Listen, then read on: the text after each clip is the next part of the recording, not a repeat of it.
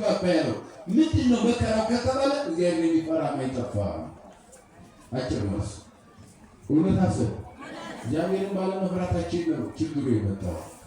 የክርስቲያን ደግሞ የአማኝ መገለጫው ማንን መፍራት ነው? እግዚአብሔር ሊፈሩ ነበር ይላል። አሁን ይፈሩታል። እግዚአብሔርን መፍራት ስንል ደግሞ ያቃጥለናል፣ ይገለናል የሚለው አይደለም። እሱን አይደለም የምንፈራው። እግዚአብሔር ሩህ ቸር የምሕረት አምላክ ስለሆነ ማክበር ማለት ነው። ማንን ማክበር ማለት ነው? እግዚአብሔር ማክበር ማለት ነው መፍራት ማለት እና ሁለቱ ያይፈሩ ነበር። ወይሃጉሩ በኩሉ ፍናዊሁ በሕጉና በሥርዓቱ ይጓዙ ነበር። የፍርሃት መገለጫ እግዚአብሔርን የመፍራት መገለጫ በሕግ መኖር ነው። በምን መኖር ነው? ሕግና ሥርዓትን ምን ማለት መጠበቅ ነው። አድርግ ያለውን እግዚአብሔር ማድረግ፣ አታድርግ ያለውን ደግሞ ምን ማለት አለማድረግ። ሕግ መጠበቅ ማለት ያ ነው።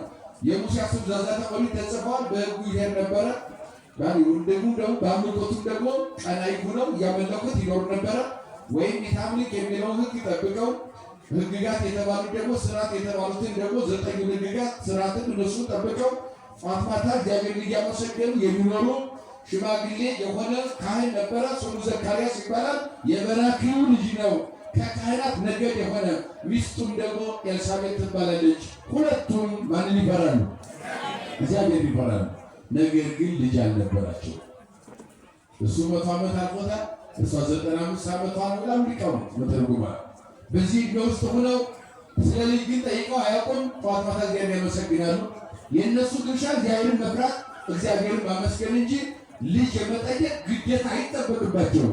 ለእነሱ እንደሚያስፈልጋቸው ማን ስለሚያውቅ ለዚህ ነው በዚህ በመጽሐፈ መነኮሳት ማሪሳቅ የተባለ ሊቅ አለ። የመጀመሪያው ክፍል ነው ማሪሳቅ፣ ሁለተኛው ክፍል ፊልክስዩስ ወይም ገብረ ክርስቶስ፣ ሶስተኛው ክፍል አረጋዊ መንፈሳዊ ይባላል። አንቀጽ በአንቀጽ ክፍል በክፍል የሚተነተን ስነ ምግባርን አብዝቶ የሚሰብክ ምናኔን ብሪቱና ተባይቱን እንደገና ደግሞ የማህበርና የግል ኑሮን በእያንዳንዱ የሚተነትን የመጽሐፍ ቅዱስ ክፍል ነው። ይሄ ማሪሳቅ የሚባለው በተለይ ደግሞ ይሄ ታላቅ ሊቅ ምሕረት እግዚአብሔርን የእግዚአብሔርን ቸርነትና ምሕረት አብዝቶ የሚሰብክ ሊቅ ነው። የቅዱስ ኤፍሬም ተማሪ ነው፣ የሶርያዊ ማለት ነው።